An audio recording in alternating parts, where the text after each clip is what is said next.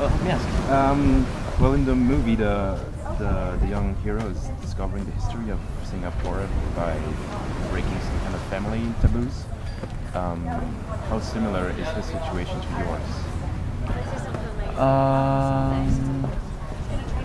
That's no, it's fictitious for me. I mean, it's not autobiographical in that sense.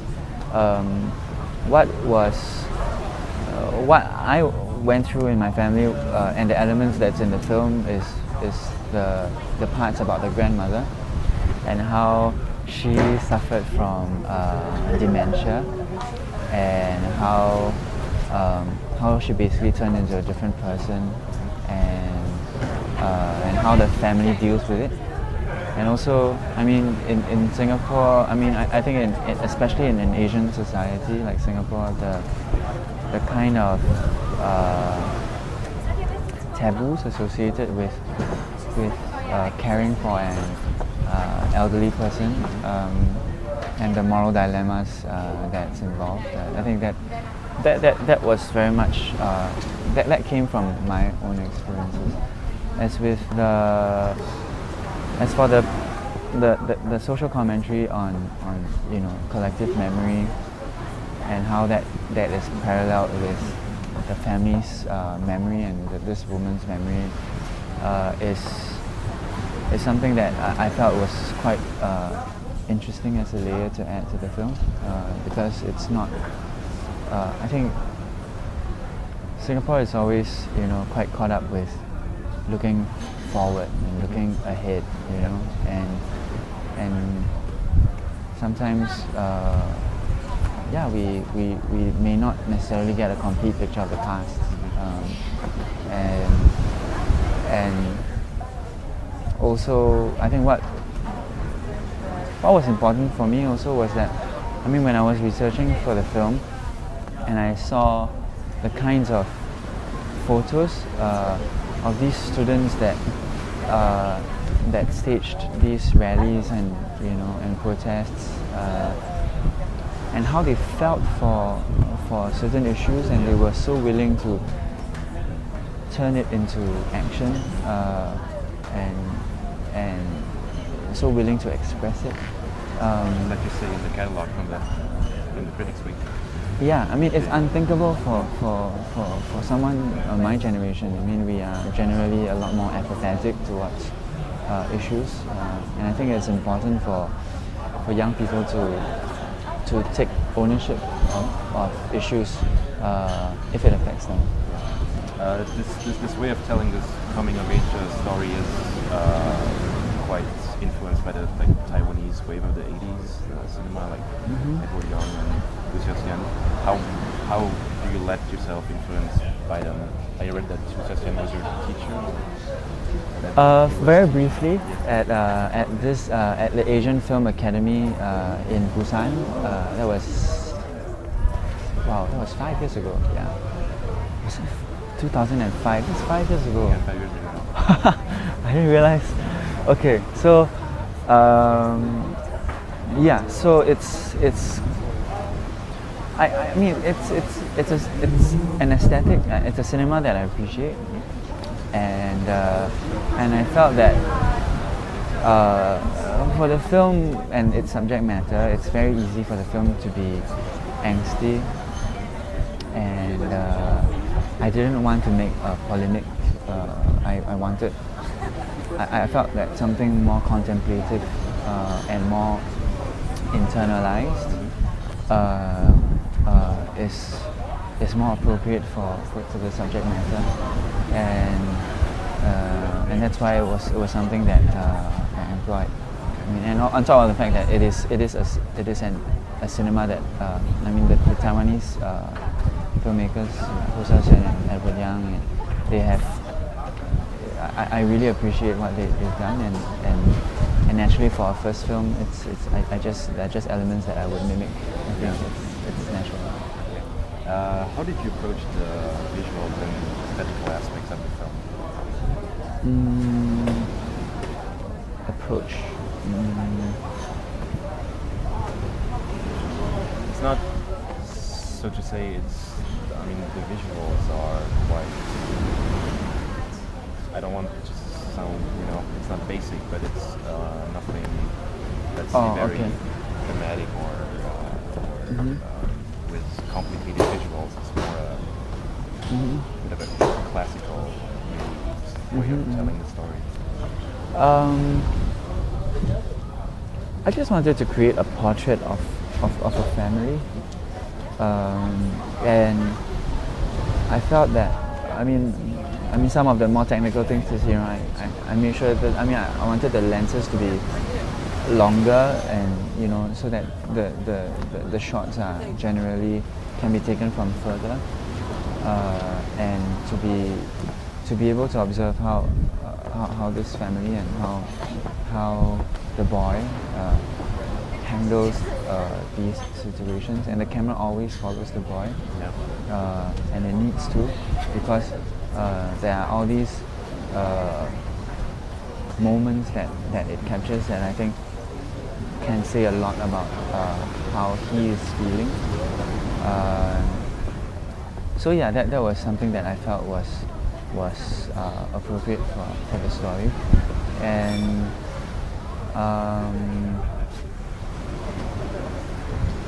yeah, like I said, I think it could have been a much more dramatic melodrama, given the kind of subject matter and issues involved. But I think for me, I felt that it needed the restraint, because otherwise, for me, I get very tired watching a film that is angry, So that's why it's not the kind of film that I want to make. In the movie Xiang, do you say Xiang or N? Because in the movie I always say N. N, yeah. N's mother is completely rejecting her possibly rebellious past, and so she's like the parent generation of N is the missing link between the grandparent generation and him. There is no, the dialogues is stopping just because of them. Is there a possible dialogue between younger and older generations in Singapore today about history? About history,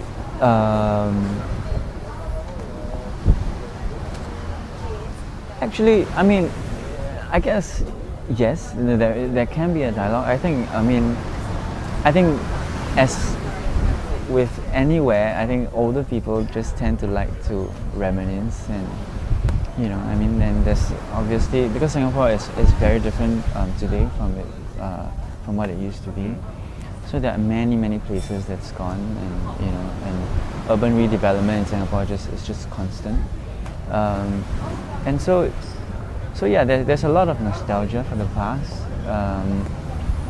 but of course, that kind of nostalgia is different from learning about things that are maybe more taboo. The way we remember things is we remember things selectively most of the time. We want to remember the things that we want to remember. We remember the things that we want to remember, and that's it.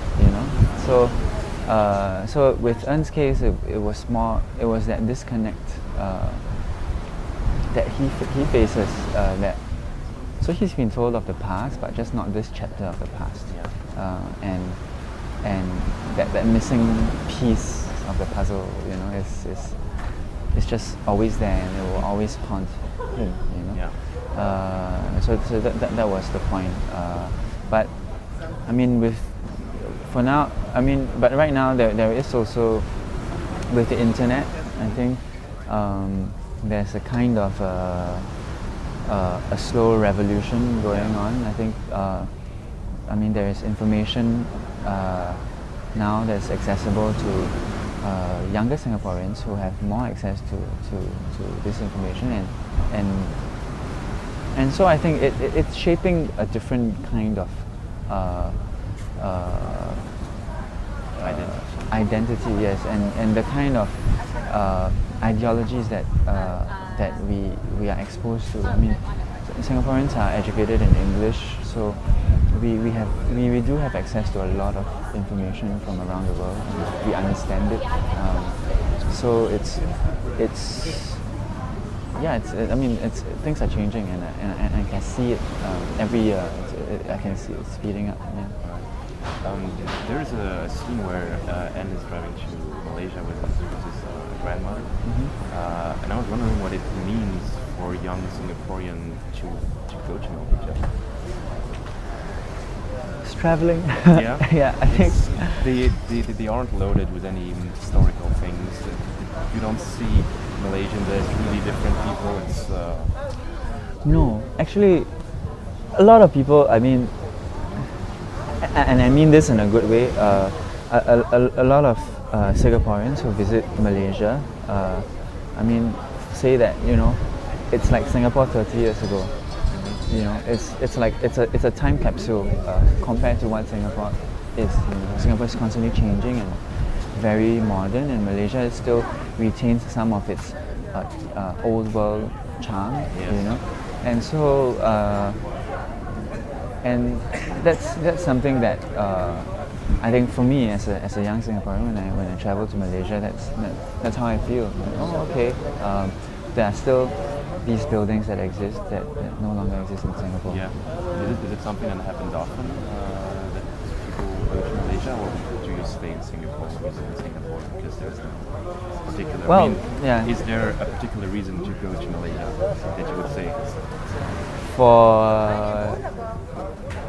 the cheaper shopping and and the food I and imagine in Singapore there is not much nature landscapes. It's probably very built up. So yeah. is like you said, Malaysia has still more this charm of the older Singapore. Is that? Do you think people? I mean, think that there's many people that do think like this. Well, I know before the casinos opened in Singapore, people often went to Malaysia to the casinos, and I don't think it's.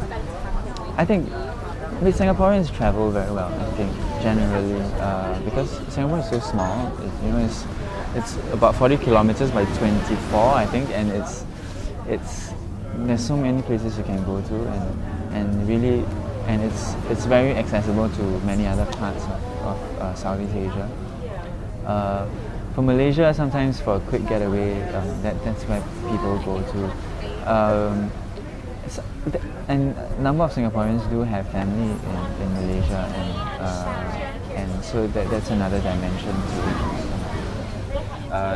The film is co-produced by the Singapore Film Commission.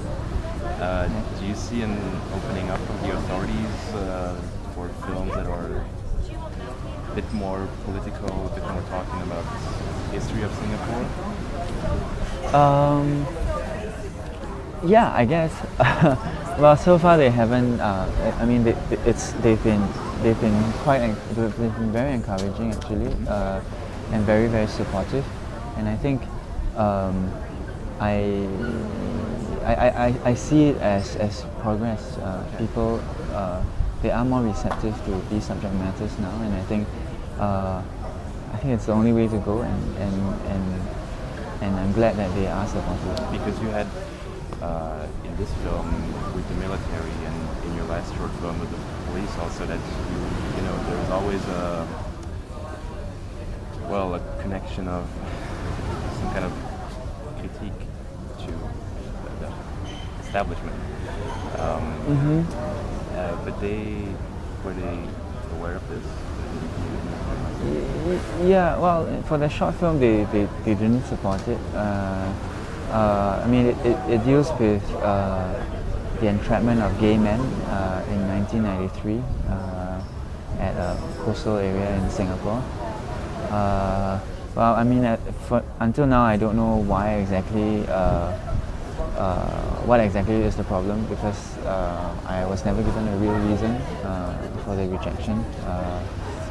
I think it could have been because of the police, or it could have been because of the gay subject matter. The gay subject matter, yeah. But I mean, but I think I make it quite clear, I think, to them and to people that I speak to. I don't court controversy. I think it's really not what I'm interested in. Like I said, you know, a subject matter like Sandcastles could have been very easily sensationalized, and I just don't like sensationalism. You know, I think that they are important subject matters. They are important things that need to be addressed, and I think through a delicate and sensitive way of handling it, hopefully it will open up some dialogue, and in this case, I think they've been very receptive to it, and hopefully when it opens in Singapore, it is able to reach a wider audience. But are you aware of maybe the role that people outside of Singapore are going to give you this image of the first director making a film about Singapore reclaiming its history? Do you mind having this political connotation abroad, or would you like to make it more clear? Well, to be honest, it's really not what you're interested in. Well, to be honest, I only realized that how interested people are in this subject matter only like yesterday when the press interview started. It was, I guess, I mean, I realized obviously from the start that it could be an interesting selling point of the movie, or at least the way Fortissimo cut the trailer told me that as well. That, you know, it gives the film a bit of an edge, but I think the film is more than that. I think ultimately it is about identity, yes, but I don't think it's really, I mean, what I'm interested in is not the politics, but the social aspect of it. The family also. Yeah. So. Love. Yeah. So I mean, I would think it's more of a social film than a political film. You know, that's how I see it. Yeah. And I've heard that you are a choreographer, or that you're doing some choreography for the National Day. No, I'm not a choreographer. No, I'm doing the multimedia. Okay. Yeah. Do you think the film, because I just heard from the actors that it's going to come out around the same time, do you think the film will cause you any complications? I don't think so. No. I think, like I said, you know, I love my country, and I do it in a way as a form of national service, I guess, and I think I'm interested in connecting with Singaporeans in general, you know, whether or not it is pro-establishment or anti-establishment. I think that connection with people in my country is important for me. Because is it something that is hard to? It is. Do you feel more distanced to others Singaporeans? It is very. I think that maybe that connection just helps me position myself. Perhaps I don't know. I don't really have an answer to that. It's more like I enjoy connecting with Singaporeans, and especially through stories.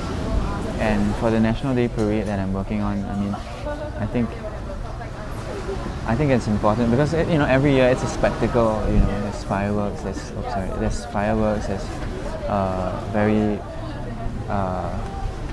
it's a very big display. But I think, you know, what's important for me is to give it heart and make it real. You know, because I think that kind of propaganda is a bit outdated, and there needs to be ways of engaging people again. You know? You're not gonna put them a porn DVD in the. I'll try not to. Okay.